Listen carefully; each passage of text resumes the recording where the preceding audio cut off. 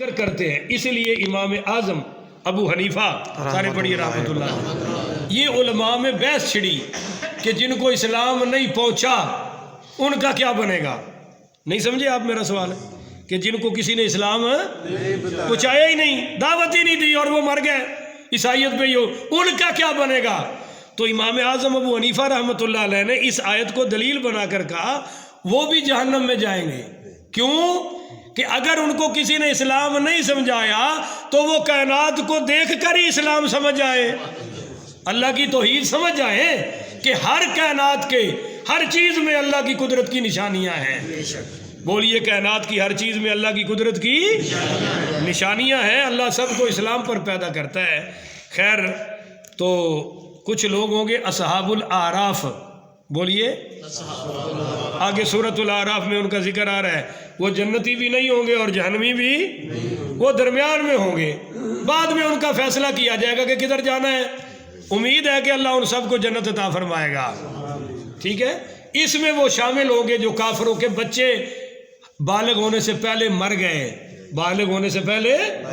ان پر بھی علماء میں اختلاف ہے کہ وہ کفر پر مرے ہیں جنت میں جائیں گے یا جہنم میں.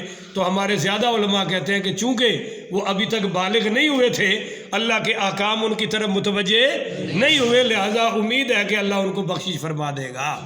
ٹھیک ہے جی. ربنا انکا، پھر وہ دعا کرتے ہیں کہ ربنا انکا، اے ہمارے رب، بے شک من تدخل النار، جس کو تو نے دوزخ میں داخل کر دیا، فقد اخزیتہ، بس وہ رسوا ہو گیا. وہ کیا ہو گیا جی؟ وہ ذلیل ہو گیا. وما للظالمین من انصار، اور ایسے ظالموں کا کوئی بھی مددگار نہیں ہوگا. ربنا، اے ہمارے رب، اننا سمعنا، بے شک ہم نے سنا، منادی ینادی، وہ جو تیرا منادی آیا، تیرا رسول آیا اور اس نے زور سے اعلان کیا، للایمان، ایمان کی دعوت دی، بلایا، ان آمنوا بربکم، اور کہا کہ سارے ایمان لے آؤ اپنے رب پر. فآمنا، ہم ایمان لے آئے. سبحان اللہ. بولیے ہم ایمان لے آئے. تو ربنا اغفر لنا ذنوبنا، اے ہمارے رب اب تو ہمارے گناہوں کی بخشی فرما دے. بولیے ہمارے گناہوں کی. وکفر عنا سیئاتنا، اور ہماری برائیاں ختم کر دے. بولیے ہماری برائیاں. وتوفنا مع الابرار، اور ہمیں نیک لوگوں میں شامل کر دے. تو یہ دعائیں مانگا کرے. آپ کو اس پر حدیث سناؤں.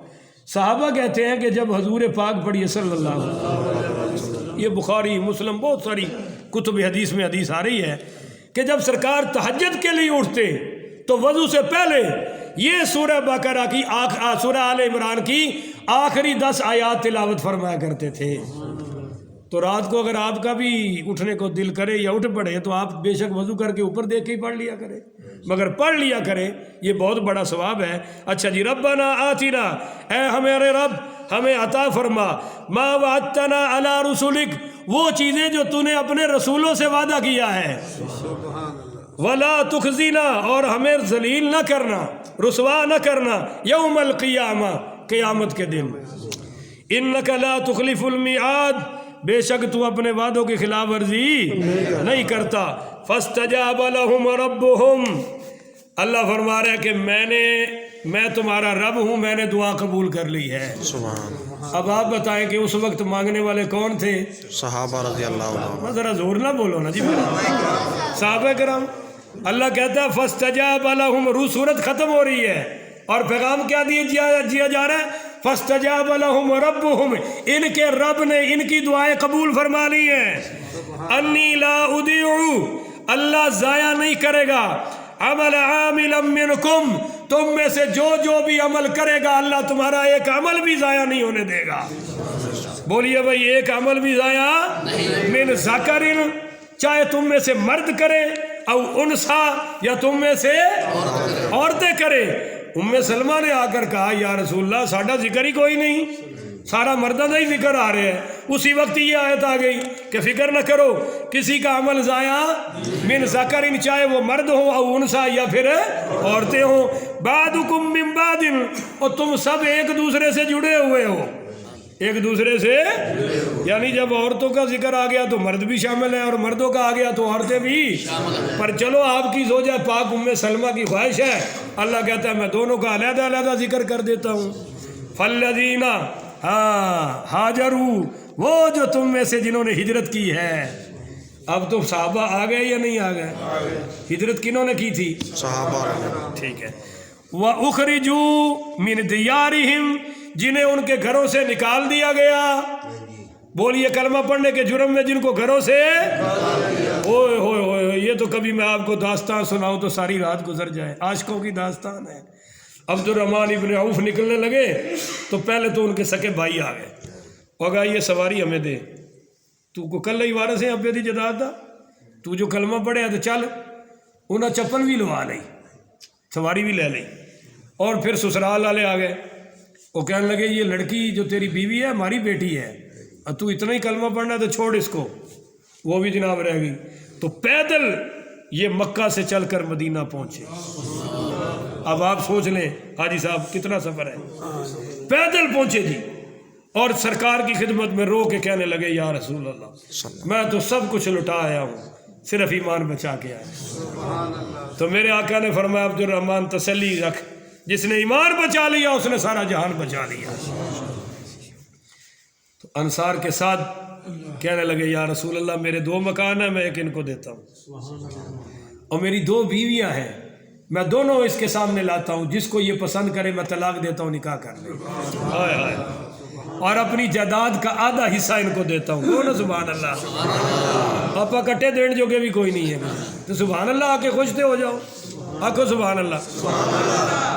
مولوی صاحب نے بھی یہ کتاب نہیں دینی، میرے کو کٹا بے شک ہوئے تو لے جاؤ، کتاب نہیں دیا گا، ہر کسی نے اپنی شے پسند ہے، تو بھائی کہو سبحان اللہ۔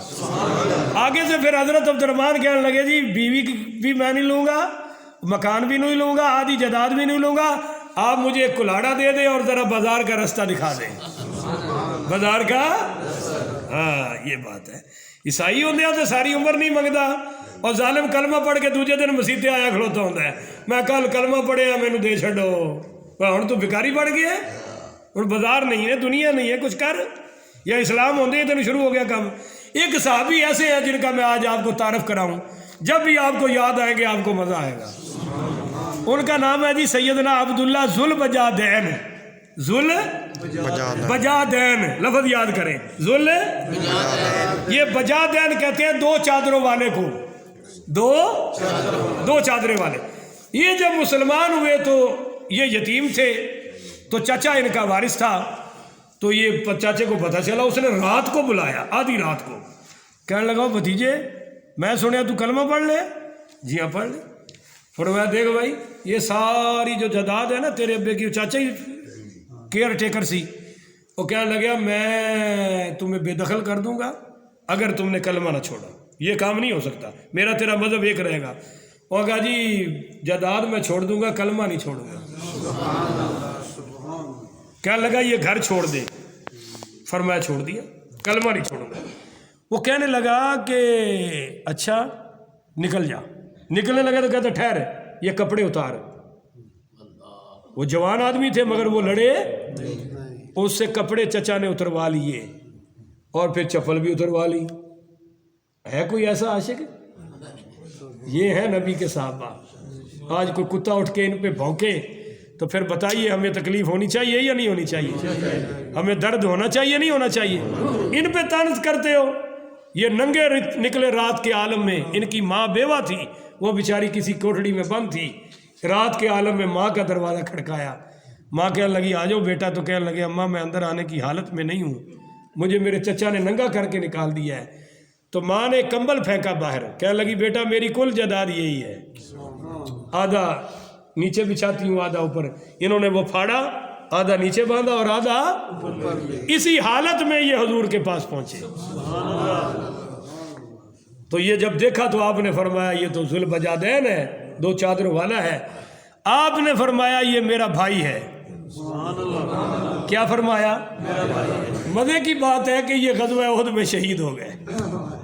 ہائے، جب یہ غزوہ احد میں شہید ہوئے جس کا ذکر پوری صورت میں آپ نے سنا ہے، تو جب ان کی قبر بنی تو سرکار خود لحد میں اترے اور یوں ہاتھ آگے کیے، فرمایا لاؤ میرے بھائی کو میں اپنے ہاتھوں سے نیچے رکھوں گا۔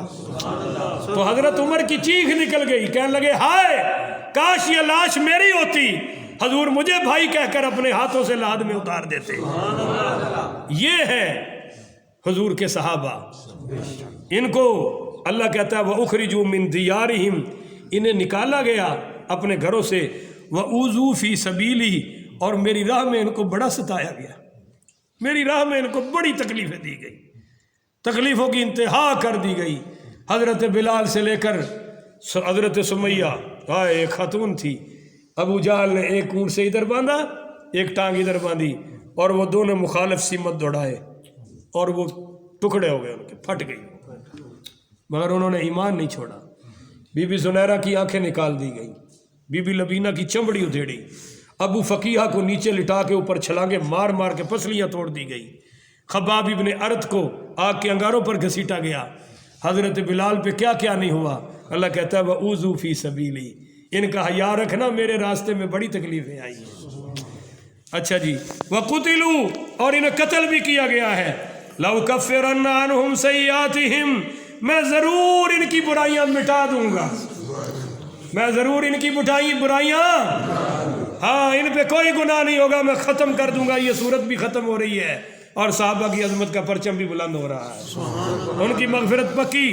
وَلَا أُدْخِلَنَّهُمْ، میں انہیں ضرور داخل لے، یہ لام تاکیدی ہے جی، وَلَا أُدْخِلَنَّهُمْ، ان کو ضرور داخل کروں گا، جنات تجری من تحتها الانہار، ہائے ہائے ہائے، اس جنت میں، اس باغ میں جس کے نیچے نہریں بہہ رہی ہوں گی، ثواب من عند اللہ، یہ بدلہ ہے اللہ کے ہاں ان کے عملوں کا، واللہ عندہ حسن الثواب، اور اللہ ہی کے پاس ہے بہترین ثواب۔ بولیے بہترین بدلہ کس کے پاس ہے جی؟ اللہ کے پاس ہے۔ اس پر آپ کو ایک حدیث سناؤں کمال کی، ذرا کہہ دو سبحان اللہ، بہت خوبصورت حدیث ہے جی۔ اللہ تعالی ہم سب کو عمل کی توفیق عطا فرمائے۔ میرے نبی کریم پڑھیے صلی اللہ علیہ وآلہ وسلم نے فرمایا کہ جب انسان فوت ہو جاتا ہے تو 4 اعمال ایسے ہیں جس کا سلسلہ ثواب اس کو بعد میں بھی جاری رہتا ہے۔ بولیے جی کتنے اعمال ہیں؟ 4۔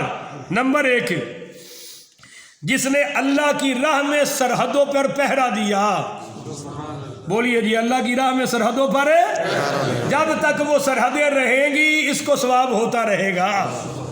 نمبر 2 جی، میرے نبی کریم صلی اللہ علیہ وسلم نے فرمایا جس نے علم حاصل کیا اور آگے لوگوں کو سنایا، جب تک لوگ عمل کرتے رہیں گے اس سنانے والے کو اجر ملتا رہے گا۔